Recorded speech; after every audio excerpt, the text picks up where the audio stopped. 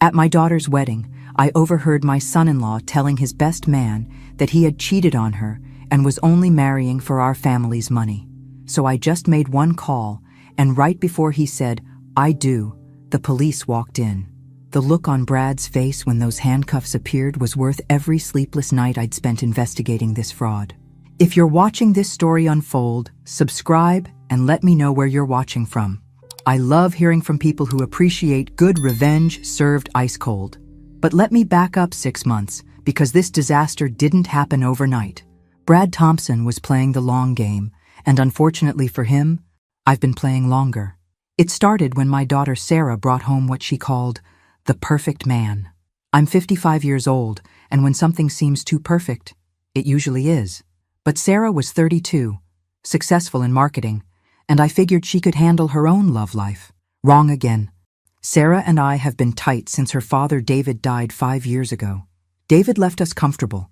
His engineering patents and life insurance meant we weren't worried about money.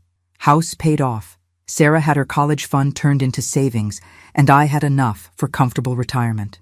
We weren't flashy, but in Cedar Ridge, word gets around about who has what. Brad appeared like a romance novel character.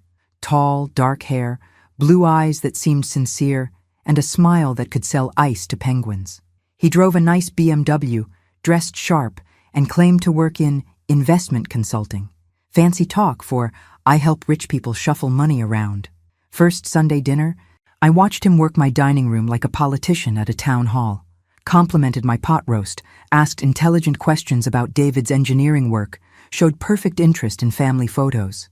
He brought expensive flowers from downtown, not gas station carnations. "Mrs. Harrison," he said, taking my hand with both of his in that practiced way that immediately triggered my bullshit detector. "Sarah's told me so much about you. I can see where she gets her strength and grace." Grace. If he only knew my idea of grace was not telling him what I really thought of his oversized charm offensive. But Sarah was glowing, absolutely radiant in a way I hadn't seen since before David died. She hung on Brad's every word, laughed at jokes that weren't funny, and kept shooting me hopeful looks that screamed, "Please like him, Mom." So I smiled and played charmed future mother-in-law, because that's what moms do. We bite our tongues and hope our instincts are wrong. After dinner, while Sarah got dessert, Brad settled in David's chair like he owned it and started casual questions about our financial situation. How was I managing as a widow? Did Sarah help with expenses? Had we made investment decisions lately? Red flags were multiplying like rabbits, but I kept my voice sweet and answers vague. "We're managing fine, thank you." "I'm sure you are," he said with that practiced smile. "But if you ever want opportunities to make your money work harder, I'd happily review your portfolio. Family rates, of course." Family rates. We'd known each other 3 hours. When Sarah returned with my famous apple pie, Brad transformed back into devoted boyfriend. The man was a chameleon, and I suspected we weren't seeing his true colors. After they left, I stood washing dishes and trying to identify what bothered me about Brad Thompson. On paper, he was everything a mother wants for her daughter. Polite, charming, crazy about Sarah, financially stable, but I trust my instincts, and they were screaming that Brad Thompson was performing, not being himself. The question was, what was he hiding? As I dried the last plate, I decided to pay closer attention to Mr. Perfect. In my experience, men who seem too good to be true usually are. 6 months later, I'd be sitting in church listening to that charming man confess my daughter meant nothing more than a paycheck. Second dinner, Brad brought wine that cost more than my weekly groceries. Not complaining about good wine, but another puzzle piece that didn't fit his supposed income level. "This is lovely, Brad," I said, examining the Bordeaux that was probably older than Sarah. "Special occasion?" "Every dinner with your family is special, Mrs. Harrison," he replied smoothly. Politicians answer. "Sounds nice," says nothing. Sarah beamed like he'd recited Shakespeare. My daughter, who has a marketing master's and can spot sales pitches from orbit, was completely buying whatever Brad was selling. Love makes you stupid. During dinner, Brad shared work stories about helping high-net-worth individuals manage portfolios. He dropped investment firm names and mentioned clients with multiple homes and luxury cars. Sounded impressive and completely vague. "So who exactly employs you?" I asked, cutting through the charm. "I'm independent," he said smoothly. "Gives me flexibility to focus on individual client needs." Translation: he didn't work for anyone legitimate, and there was no way to verify his stories. But Sarah nodded like he'd explained quantum physics. While they admired my roses outside, I did what any sensible mother does: Googled him. Brad Thompson Investment Consulting returned millions of results, none matching our Brad.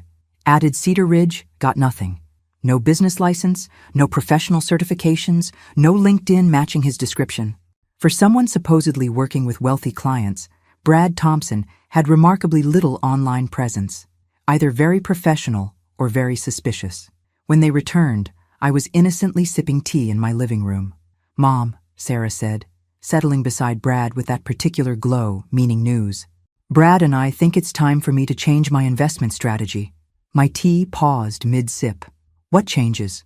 Brad leaned forward with earnest concern. "Sarah mentioned she's keeping her inheritance in traditional savings. With inflation and market volatility, she's losing money yearly." Not wrong.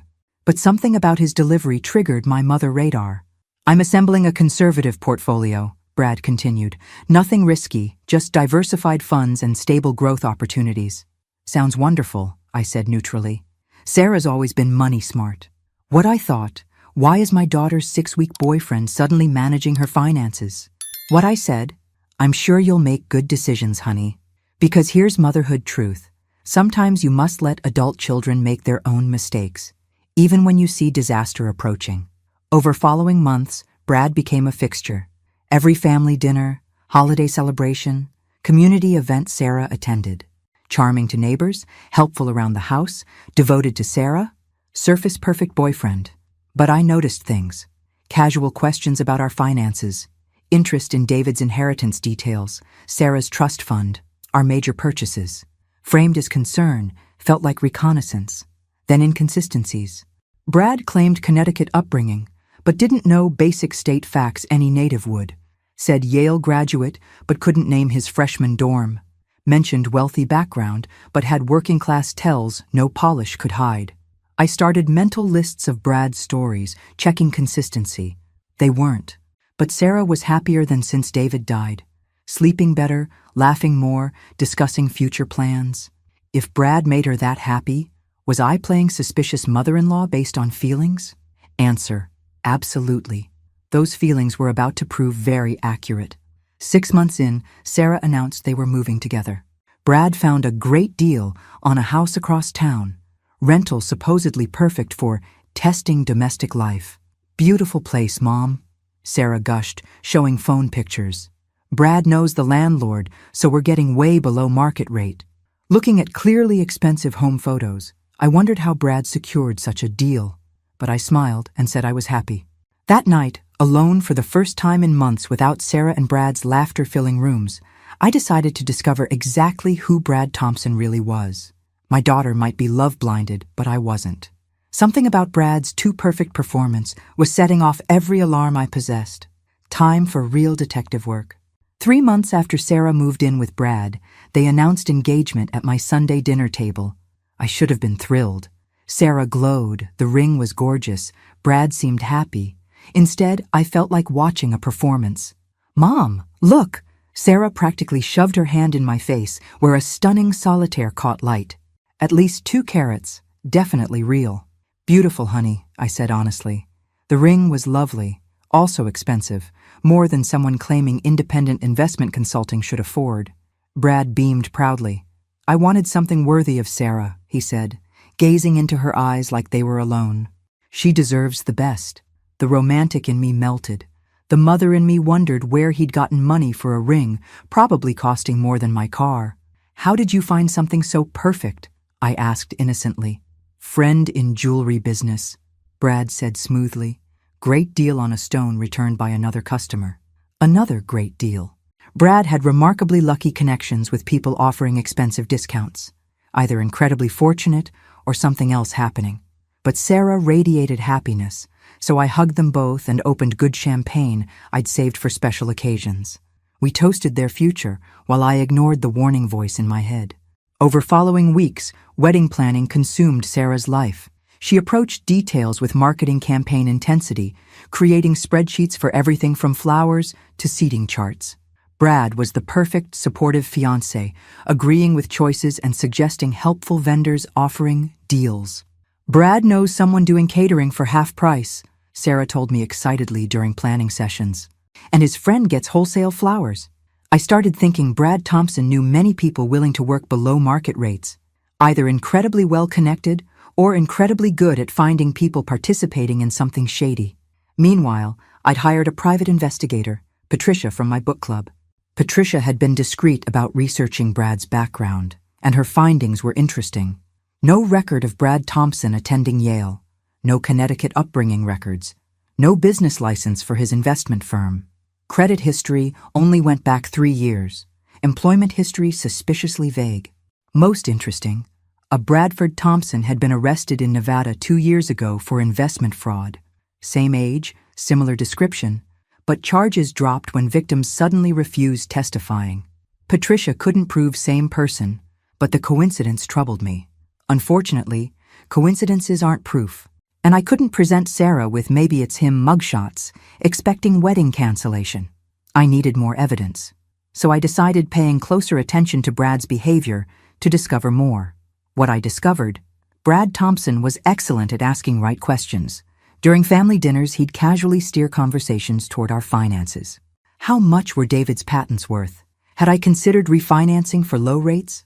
Was Sarah maximizing retirement contributions?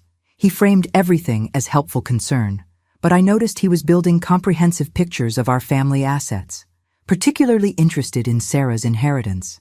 You know, he said one evening while Sarah used the bathroom. Sarah mentioned she's been conservative with investments. With the wedding coming and our future ahead, maybe time for more aggressive portfolio management. Aggressive how? I asked conversationally. I'm developing a real estate investment opportunity. Nothing risky, just commercial property likely to appreciate significantly over coming years. Sarah could get in early. Sounds complicated, I said. Sarah prefers simple investments. That's exactly the problem, Brad said earnestly. Simple investments don't build real wealth. Sarah's smart, but she's played too safe. With proper guidance, her inheritance could double in 5 years. Or disappear entirely, I thought. But I said, I'm sure you'll figure out what's best. Wedding was set for June, giving me 3 months to determine what Brad Thompson was really planning. 3 months to decide whether I was paranoid or my instincts were trying to save my daughter from life's biggest mistake. Here's what 55 years taught me. When someone seems too good to be true, has answers for everything, and their story has truck-sized holes, they're usually hiding something big. Question was, what was Brad hiding, and how much damage would he do before I proved it? Wedding planning brings out people's best and worst, and Brad Thompson was no exception. Closer to June, the more controlling he became about details. Not obviously alarming Sarah, but subtle ways that made my skin crawl. I really think we should use my friend's catering company, he'd say when Sarah mentioned other options.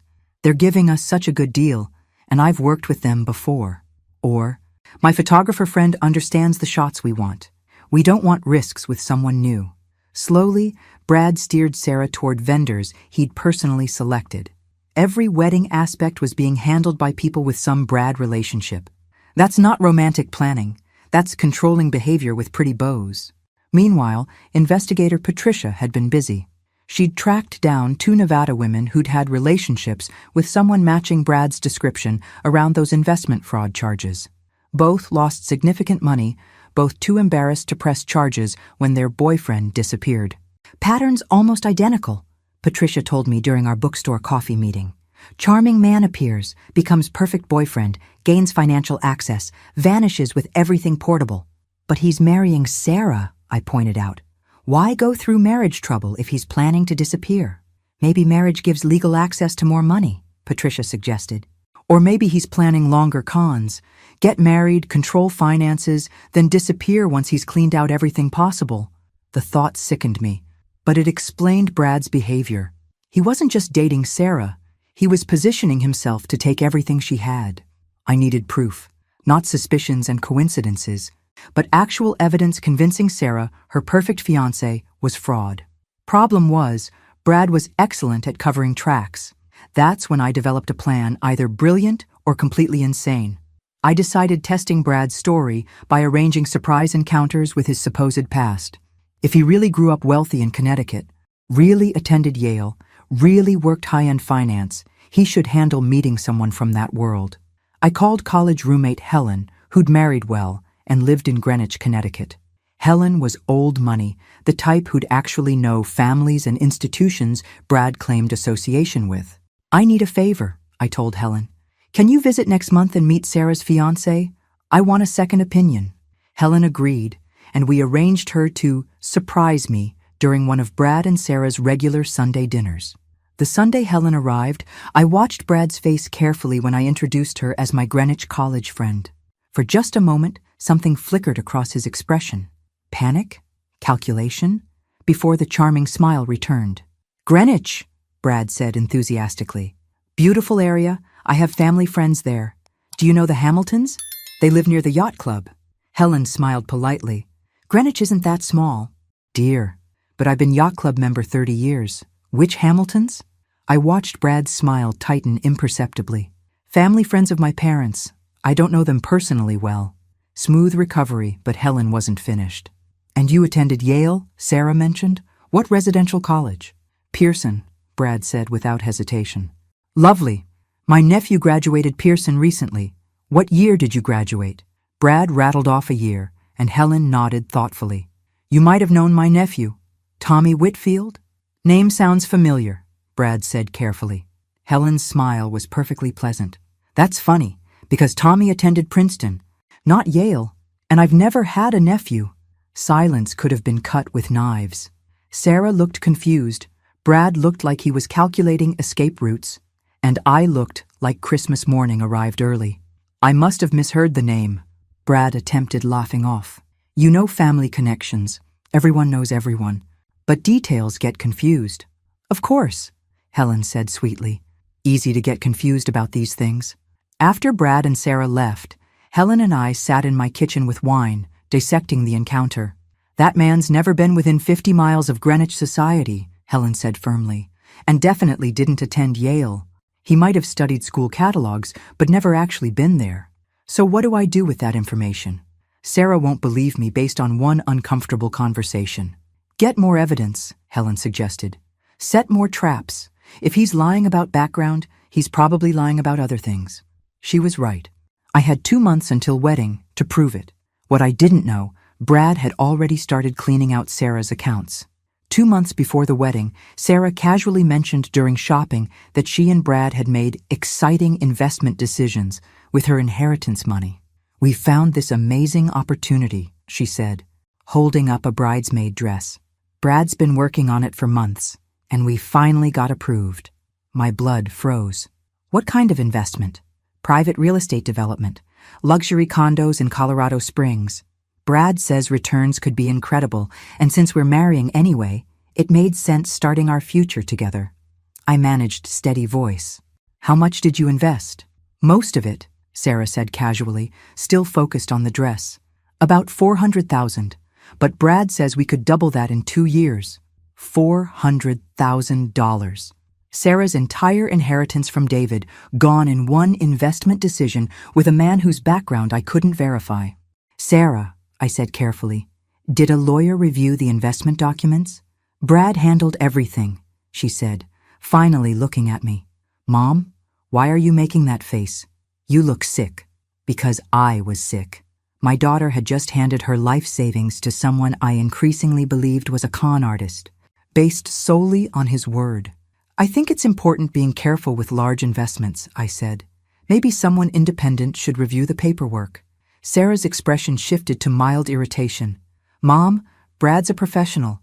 This is what he does. I trust him." Trust. The word con artists count on more than anything. That night, I called Patricia, asking her to dig deeper into Brad's supposed real estate deal. If Sarah invested $400,000, there should be documentation somewhere. Patricia's findings made my worst fears look optimistic. "There's no record of any real estate development matching the description," she told me. "The company Brad supposedly used doesn't exist. The property address leads to an empty lot that's been for sale 5 years. So where's the money? Based on bank records I accessed, it went into a Brad-controlled account, then immediately transferred to multiple offshore accounts. The money's gone. Margaret, all of it. I sat in my kitchen, staring at wedding invitation proofs Sarah had left on my counter, trying to process what I'd learned. Brad Thompson had stolen my daughter's inheritance, and she had no idea. Wedding was 8 weeks away. 8 weeks to figure out exposing Brad without destroying Sarah. I considered police, but what could I tell them? That my daughter voluntarily gave money to her fiancé for an investment that turned out fake. Unless I could prove Brad deliberately defrauded her, it would look like business deals gone wrong. I considered confronting Brad directly, but that would give him time disappearing before the wedding. Somehow, I was becoming convinced the wedding itself was part of his plan.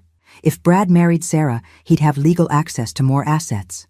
Her retirement accounts, her portion of my estate when I died, anything she inherited or earned during marriage. The wedding wasn't his con's end, just the next phase, which meant I had to stop it. But how do you convince someone the man they love is criminal when they're wearing his ring and planning their future? I decided setting one more trap. If Brad was the con artist type, I thought he wouldn't resist opportunities for more money, especially if he thought he was about to gain permanent family resource access through marriage. So I started dropping hints about fictional inheritance I was supposedly expecting from a distant relative. Nothing obvious, just casual mentions of paperwork I was handling and lawyer phone calls. Aunt Ruth was always the family eccentric, I told Sarah and Brad during dinner. I never expected her remembering me in her will. But apparently, she left me something significant. Lawyers say it could be substantial. Brad's interest was immediate and intense. Wonderful news, Mrs. Harrison. Unexpected inheritances can really change financial pictures. Lawyers want meeting next week discussing details, I continued. Something about tax implications and investment strategies. I'd be happy reviewing any documents, Brad offered smoothly. These situations can be complex, and you want ensuring you're making right decisions. There it was. Brad Thompson offering to help me manage money that didn't exist. Over following weeks, I fed Brad carefully constructed details about my fake inheritance. The amount grew in my stories, and his interest grew along with it.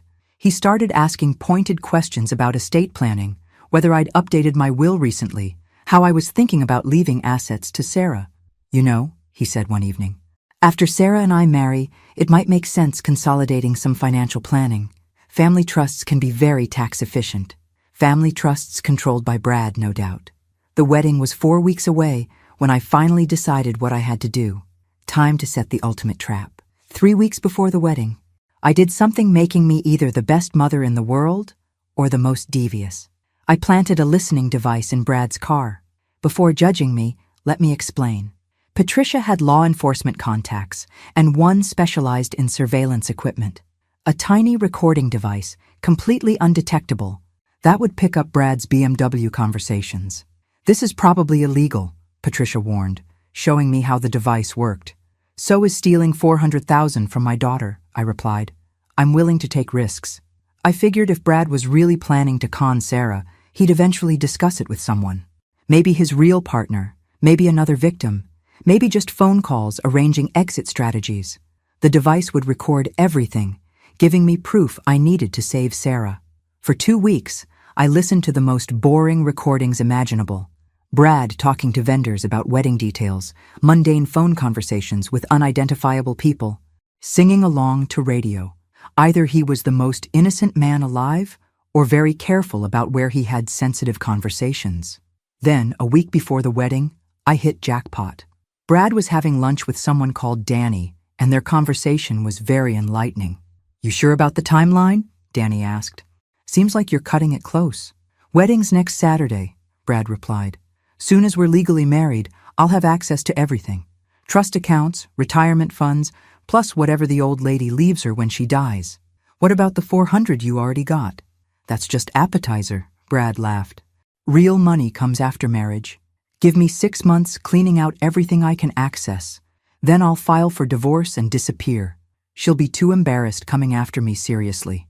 And if she figures it out before then? She won't. Sarah's completely under spell. She thinks I'm Prince Charming, and her mother's just suspicious old bat. By the time either realizes what's happening, I'll be long gone with everything they have. I sat in my kitchen, listening to my daughter's fiancé calmly discussing how he planned destroying her life, and felt rage unlike anything I'd ever experienced. Brad Thompson was about to learn what happens when you mess with a mother's child. But I needed more than recordings. I needed to catch him in the act, in front of witnesses, leaving no doubt about his intentions. Wedding was 6 days away. 6 days to orchestrate the downfall of a professional con artist who thought he was smarter than everyone else. I spent the next 3 days making careful preparations. First, I called Patricia, asking her to contact police friends about potentially arresting someone at a wedding. Then I called the venue asking about security procedures. Finally, I made a specific request to the ceremony minister.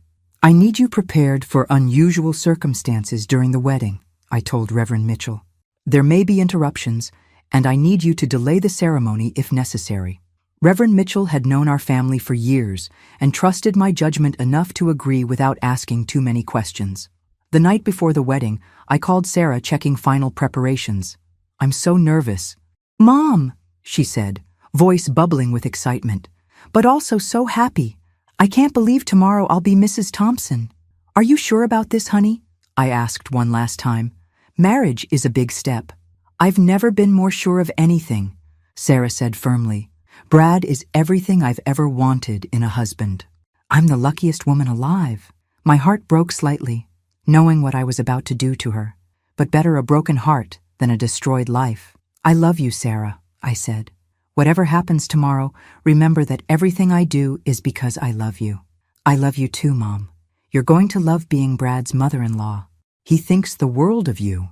If only she knew what Brad really thought of both of us.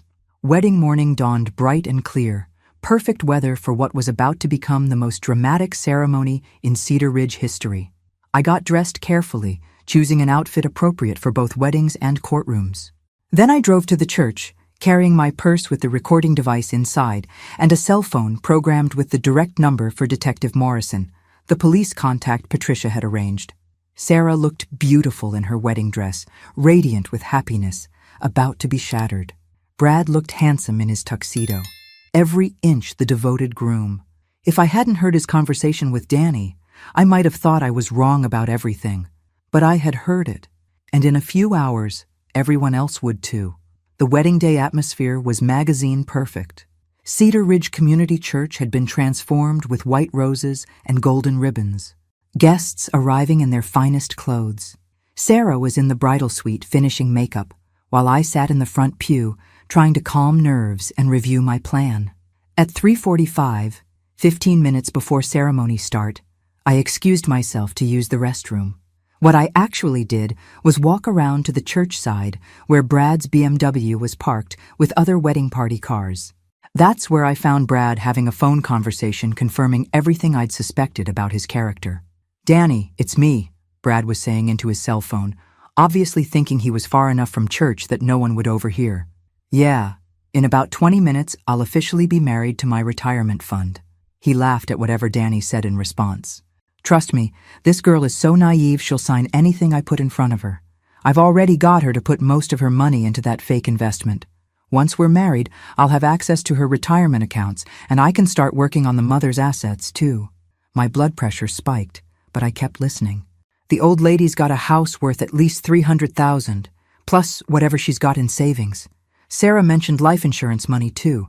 Give me 6 months and I can clean out everything they have. What if they get suspicious? Danny asked. I could hear him clearly because Brad had the phone on speaker, thinking he was alone. They won't. Sarah thinks I walk on water, and even if the mother starts asking questions, who's going to believe I'm a con artist? I've got references, business cards, the whole setup. By the time anyone figures out what's happening, I'll be in another state with a new identity. And you're sure about the timeline? After ceremony, we're having photos, then reception. I'll make sure to have conversations with the mother about helping her with finances now that I'm officially family. Plant seeds early, you know? Then tomorrow we're off on honeymoon, and when we get back, I can really start working on consolidating their assets. I'd heard enough, more than enough. I pulled out my phone and started recording, capturing the rest of Brad's conversation as evidence. The best part is, Brad continued, Sarah's so desperate to be married that she'd probably forgive me even if she did find out. Her dad died when she was young, and she's got major abandonment issues. She'll do anything to keep from being alone again. That's when I stopped recording and started seeing red. Talking about stealing our money was one thing, but psychoanalyzing my daughter's vulnerabilities while planning to exploit them? Brad Thompson had just crossed a line he couldn't come back from. I walked back into the church and took my seat, checking my phone to ensure the recording was saved. Then I sent a text to Detective Morrison. "It's happening. Come now." At exactly 4 o'clock, the organist began playing processional music. Bridesmaids walked down the aisle in pale pink dresses, followed by the maid of honor. Then the music changed to traditional wedding march, and Sarah appeared at the church back. She looked absolutely beautiful and absolutely happy. For a moment, I wondered if I was making life's biggest mistake. What if I was wrong? What if Brad really loved her, and I was about to destroy my daughter's happiness based on misunderstood conversations and circumstantial evidence? Then I remembered the cold calculation in Brad's voice when he'd talked about exploiting Sarah's abandonment issues, and my resolve hardened. My daughter deserved better than a man who saw her vulnerabilities as opportunities. Sarah walked down the aisle on her godfather's arm, since her own father couldn't be there to give her away. She was glowing with happiness, and when she reached the altar and took Brad's hand, the love in her eyes was unmistakable. Brad was playing devoted groom perfectly. He looked appropriately nervous and deeply moved, and when Sarah reached him, he whispered something, making her smile. Reverend Mitchell began ceremony with traditional words. "Dearly beloved, we are gathered here today to witness the joining of Sarah Elizabeth Harrison and Bradford Michael Thompson in holy matrimony." I listened to familiar words and watched Brad's performance, knowing that in just minutes, everything was going to change. Ceremony proceeded normally through readings and homily. Sarah and Brad exchanged vows they'd written themselves. Sarah's heartfelt and genuine, while Brad's were perfectly crafted to sound romantic while committing to nothing specific. Then came ring exchange, and I could see we were approaching the moment I'd been waiting for. "If anyone present knows of any reason why this couple should not be joined in marriage," Reverend Mitchell said, reaching the traditional ceremony point, "let them speak now or forever hold their peace." This was it. My moment. I started to stand up, heart pounding, ready to play the recording that would expose Brad for what he really was. But before I could say anything, Brad's best man, a nervous-looking guy I'd never met before today, grabbed Brad's arm and whispered something urgently in his ear. And that's when everything changed. What Brad's best man whispered was, "Dude, there are cops outside. Like, a lot of cops." I could see Brad's face change, the charming groom mask slipping for just a moment to reveal the calculating predator underneath. His eyes quickly scanned the congregation, and when they landed on me, I saw recognition and fury flash across his features. He knew. Somehow he'd figured out that I was responsible for whatever was happening outside. "Is there a problem?" Reverend Mitchell asked, noticing the disruption. "No problem at all," Brad said smoothly, but I could see sweat beading on his forehead. "Just wedding day nerves." That's when I stood up. "Actually, Reverend Mitchell, there is a problem," I said loudly enough for the entire congregation to hear. "I have something very important that everyone needs to know about the groom." The church went completely silent. Sarah's face went white, and she stared at me in shock and confusion. "Mom?" she said, her voice barely a whisper. "What are you doing?" "I'm saving you from making the biggest mistake of your life, honey," I said, pulling out my phone. "Everyone here needs to hear what your fiancé really thinks about this marriage." Brad took a step toward me, his charming facade completely gone now. "Mrs. Harrison, I think you're having some kind of episode. Maybe you should sit down." "The only episode I'm having is a sudden attack of honesty," I replied. "Which is more than I can say for you, Bradley Wilson."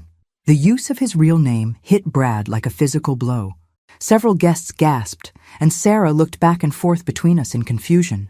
"I don't know what you think you know," Brad said, but his voice was tight with barely controlled panic. "I know that your real name is Bradley Wilson, not Bradford Thompson," I announced to the congregation. "I know that you've been running marriage cons for years, targeting women with money and disappearing after you clean out their accounts." "That's ridiculous," Brad said, but he was looking around the church like a trapped animal. I know that you convinced my daughter to invest $400,000 in a fake real estate development, and that money is already gone, I continued. Sarah made a small, wounded sound, and I saw her hand go to her throat. And I know, I said, raising my phone, because I have a recording of you explaining your entire plan to your partner. That's when Brad panicked. Instead of trying to deny it or talk his way out of the situation, he made a run for it. Right there at the altar, in front of 200 wedding guests, the groom hiked up his tuxedo and bolted for the side door of the church. Unfortunately for Brad, Detective Morrison and 2 other officers were waiting right outside that door. The congregation erupted into chaos as sounds of shouting and struggle came from outside the church. Sarah sank into a chair, her beautiful wedding dress pooling around her, staring at the doors where her fiancé had just disappeared. "Mom," she said, her voice broken, "what just happened? I don't understand what just happened." I sat down beside her and took her hands. "I'm so sorry, baby. I'm so sorry. But Brad wasn't who he said he was. He was never who he said he was. The investment money," Sarah whispered. "Is it really gone?" I nodded and watched my daughter's world crumble in real time. Reverend Mitchell took control of the situation. "Ladies and gentlemen," he announced to the confused congregation, "there's obviously been a serious situation here today. I'm going to ask everyone to please move to the fellowship hall while we sort things out." Most guests filed out, buzzing with shock and confusion. Sarah's maid of honor, her cousin Lisa, stayed with us, along with a few close family friends. Detective Morrison came back into the church a few minutes later. "Mrs. Harrison, I'm Detective Morrison. We spoke on the phone." "Is he under arrest?" I asked. "He's in custody," the detective confirmed. "We'll need statements from both you and your daughter, but based on the evidence you've provided and what we've discovered about his previous activities, he's going to be charged with multiple counts of fraud." Sarah looked up at the detective with tears streaming down her face. "How much trouble am I in?" "I gave him the money willingly." "You're not in trouble," Detective Morrison said gently. "You're a victim of fraud. The fact that you gave him money doesn't make it legal if he obtained it through false pretenses." "What happens now?" Sarah asked. "Now we build a case against him," the detective explained, "and we try to recover as much of your money as possible. Mr. Wilson has been on our radar for a while. You're not his first victim, but with your mother's evidence, you might be his last." As the detective left to continue his investigation, I sat with my daughter in the empty church, surrounded by white roses and shattered dreams. "How did you know?" Sarah asked quietly. "Mother's intuition," I said, "and a very good private investigator." "How long have you known?" "I suspected from the beginning," I admitted. "I've been investigating him for months." Sarah was quiet for a long moment. "The money Dad left me, it's really all gone?" "Most of it," I said. "But honey, money can be replaced. You can't." The aftermath of the wedding that wasn't became the biggest story Cedar Ridge had seen in decades. By Monday morning, everyone in town knew that Sarah Harrison's fiancé had been arrested at the altar for fraud, and the gossip mill was working overtime. I'd expected judgment and whispers, but what I got instead was an outpouring of support that reminded me why I loved small-town living. Neighbors brought casseroles, friends offered shoulders to cry on, and even people I barely knew stopped by to express sympathy and admiration for exposing Brad before it was too late. "You did the right thing, Margaret," my neighbor Dorothy told me as she helped clean up wedding gifts that would need returning. "That girl is lucky to have a mother who pays attention." Sarah was staying with me for a few days while she processed everything that had happened. She'd been remarkably calm, considering her world had imploded.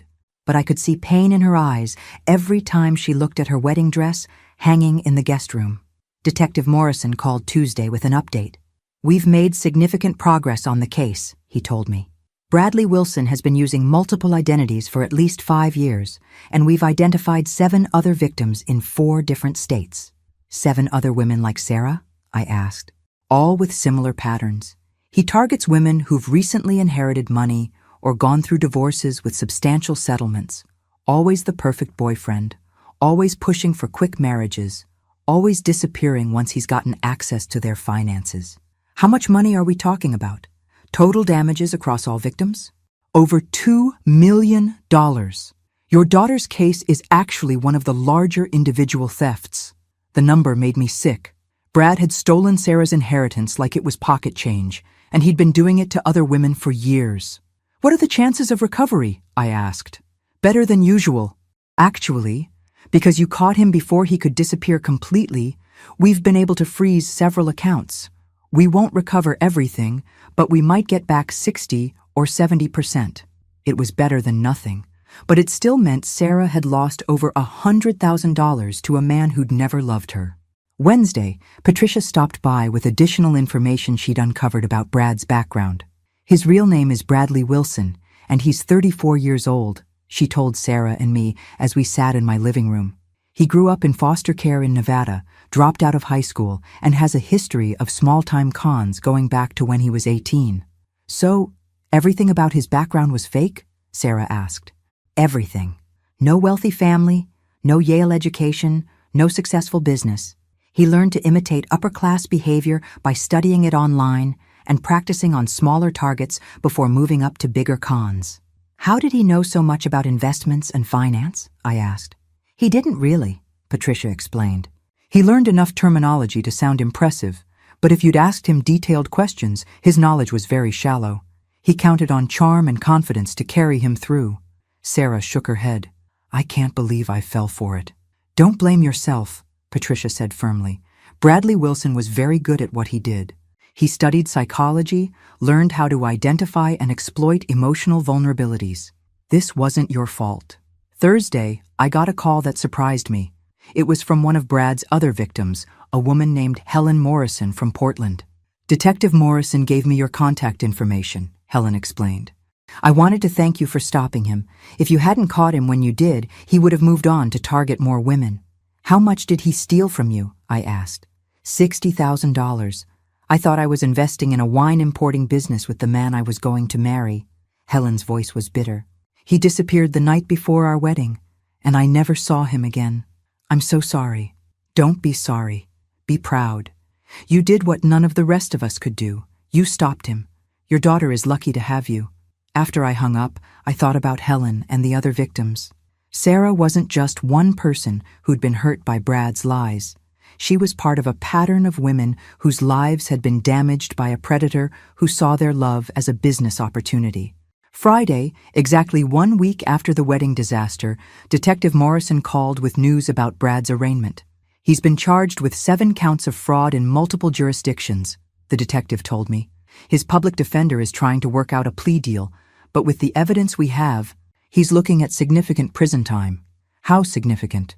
Probably 8 to 12 years, depending on how much cooperation he provides about any accomplices. It wasn't enough. No amount of prison time would compensate for what he'd put Sarah and the other women through. But it was something. That evening, Sarah and I sat on my back porch, watching the sunset and talking about the future. I keep thinking about what Detective Morrison said, Sarah told me. About Brad studying psychology to exploit people's vulnerabilities. What vulnerabilities did he see in me? It was a hard question, but an important one. You wanted to be loved, I said gently. You wanted someone to build a life with. Those aren't weaknesses, honey. Those are normal human desires. But I was so naive. I gave him access to everything without asking enough questions. You trusted someone you thought you loved. That's what people do in relationships. How do I ever trust anyone again? Sarah asked, and I could hear the fear in her voice. Carefully, I said, but you do trust again. Because the alternative is spending your life alone, and that's not living, that's just existing. Sometimes being a mother means protecting your child from obvious dangers. Sometimes it means protecting them from dangers they can't see coming. Charming men who lie as easily as breathing. I'd done my job. My daughter was safe, and Bradley Wilson was going to prison. 6 months after the wedding disaster, life had settled into a new normal. Sarah had moved back into her own apartment and was seeing a therapist to work through the emotional trauma of Brad's betrayal. She'd also started dating again, very cautiously, and with ground rules that included background checks for anyone she got serious about. I know it sounds paranoid, she told me over lunch one Tuesday, but after what happened with Brad, I'm not taking any chances. It's not paranoid, I assured her. It's smart. There's nothing wrong with verifying that someone is who they claim to be. The financial recovery had been better than expected. Between frozen accounts and assets that Brad hadn't had time to move, we'd recovered about $250,000 of the $400,000 he'd stolen. It wasn't everything, but it was enough for Sarah to rebuild her financial security. Brad himself had pleaded guilty to multiple fraud charges and been sentenced to 10 years in federal prison. His accomplice Danny had also been arrested and was serving a shorter sentence in exchange for his cooperation. 10 years isn't enough, Sarah had said when we heard the sentence. No, I'd agreed, but it's what we got, and at least other women won't have to go through what you did. The trial had been a media sensation, with reporters fascinated by the story of the con artist who'd been exposed at his own wedding. Several news programs had interviewed us, and I'd become something of a minor celebrity as the mother who'd saved her daughter from a marriage fraud.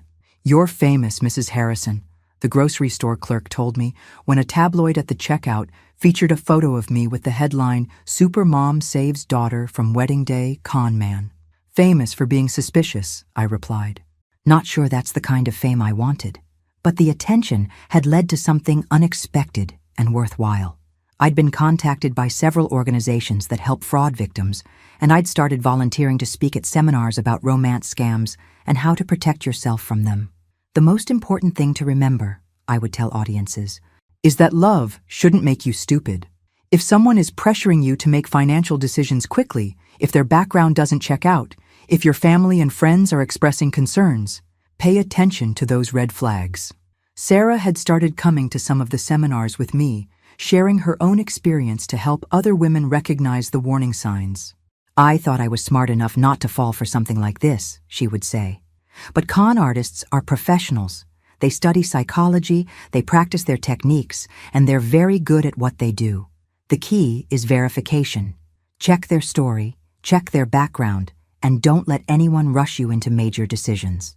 The seminars were therapeutic for both of us, turning our painful experience into something that could help other people avoid similar trauma. One evening in December, almost exactly a year after Brad had first appeared in our lives, Sarah and I were decorating my Christmas tree when she brought up something that had been on my mind too. "Mom, can I ask you something?" "Of course. Do you think Dad would have seen through Brad's act?" I considered the question carefully. David had been a good judge of character, but he'd also been more trusting than I was. "I think your dad would have asked more questions about Brad's work," I said finally. As an engineer, he was always interested in details, and Brad's explanations about his business were very vague. Dad might have pushed for specifics that would have exposed the lies. "I miss him," Sarah said quietly. "I keep thinking that if he'd been alive, none of this would have happened." "Maybe not. But you can't live your life wondering what might have been different. What matters is that we got through it, and we stopped Brad from hurting anyone else." "I'm proud of you, you know," Sarah said, hanging an ornament on the tree, "for trusting your instincts, even when everyone thought you were being overprotective." "I'm proud of you too," I replied, "for surviving something that would have destroyed a lot of people, and for turning it into a way to help others." As we continued decorating, I thought about how much had changed in the past year. Sarah was stronger now, more cautious, but not bitter. I discovered that I was capable of playing amateur detective when necessary. And we'd both learned that sometimes the most dangerous predators are the ones who look like Prince Charming. "You know what?" Sarah said suddenly. "What?" "I'm glad it happened." I stared at her in surprise. "You're glad you almost married a con artist?" "No, I'm glad you caught him before I actually married him. And I'm glad we learned what we're capable of when we need to protect each other." She was right. As painful as the experience had been, it had also shown us both that we were stronger than we'd known. "Just promise me one thing," I said. "What's that?" "When you do get married, to someone whose background we've thoroughly investigated, let's have a very quiet, very small ceremony." "Deal," Sarah said, "but I reserve the right to invite at least one reporter, just in case we need a witness to another arrest." We both laughed, and I realized that we were going to be okay. 2 years later, I was sitting in the same church where Sarah's wedding disaster had unfolded. But this time, the atmosphere was genuinely joyful. Sarah was getting married again, to David Martinez, a teacher she'd met at one of our fraud prevention seminars. Unlike Brad, David had been thoroughly vetted by both me and the private investigator I'd kept on retainer. His background checks out completely, Patricia had assured me after her investigation.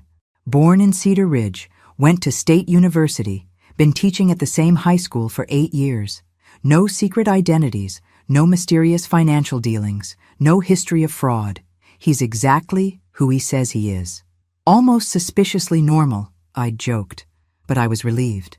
David had proposed after a year of dating, but not before sitting down with me for what he called the interrogation. Mrs. Harrison, he'd said during a family dinner, I know that Sarah's previous experience has made this family cautious about trusting people. I want you to know that I understand that, and I'm prepared to answer any questions you have about my background, my finances, my intentions, or anything else you want to know. I'd appreciated his directness, and over the following months, I'd come to genuinely like David. He was kind, funny, and clearly devoted to Sarah. More importantly, he understood what she'd been through and was patient with her lingering trust issues. The new wedding was everything Sarah's first attempt hadn't been: small, intimate, and absolutely authentic. 30 guests instead of 200, wildflowers instead of exotic arrangements, and a groom who was genuinely nervous instead of performing nervousness. Dearly beloved, Reverend Mitchell began, and I felt my shoulders tense automatically. The last time I'd heard those words in this church, they'd been followed by one of the most dramatic scenes in Cedar Ridge history.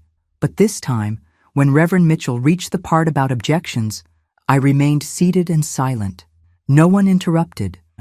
No one ran for the exits, and no police officers appeared. David and Sarah exchanged rings and vows that they'd written themselves, and when Reverend Mitchell pronounced them husband and wife, the only surprise was how perfectly normal everything was.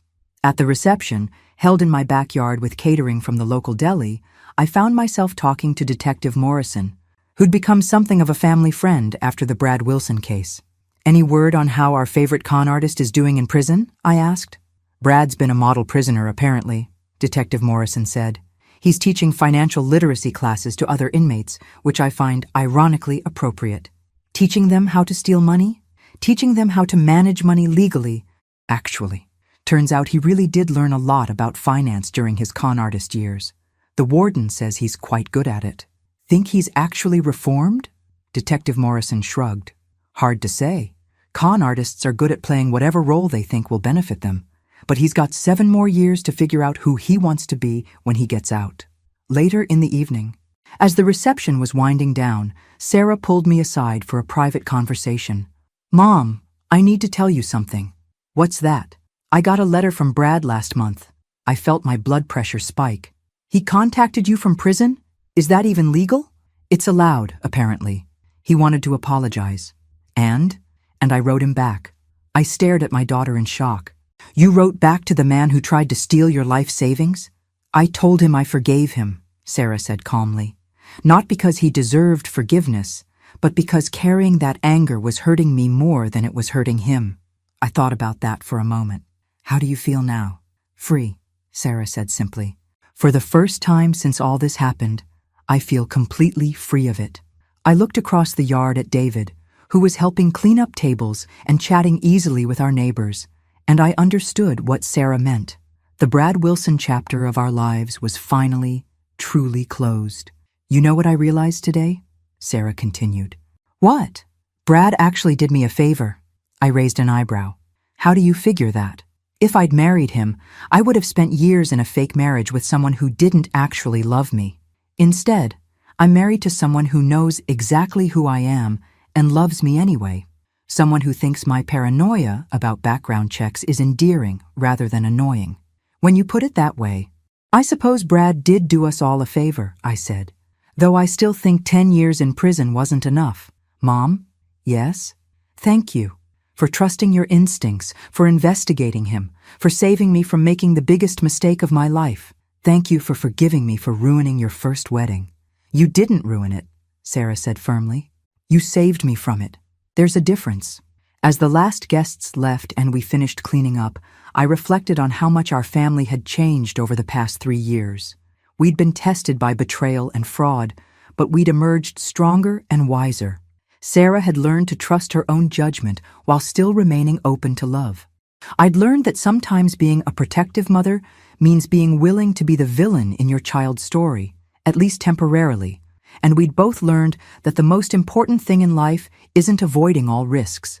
It's learning to recognize which risks are worth taking and which ones are just dangers disguised as opportunities. That night, as I went to bed in my quiet house, I felt a deep sense of satisfaction. My daughter was married to a good man who loved her genuinely. Our family had survived a crisis that could have destroyed us, and I'd helped other families avoid similar tragedies through our fraud prevention work. Brad Wilson had tried to con the wrong family. He'd underestimated a mother's instincts and a daughter's resilience. And in the end, his attempt to destroy our lives had only made us stronger. Sometimes the best revenge isn't getting even. It's building a better life from the wreckage someone else tried to create. And that's exactly what we'd done. Thanks for listening. Don't forget to subscribe and feel free to share your story in the comments. Your voice matters.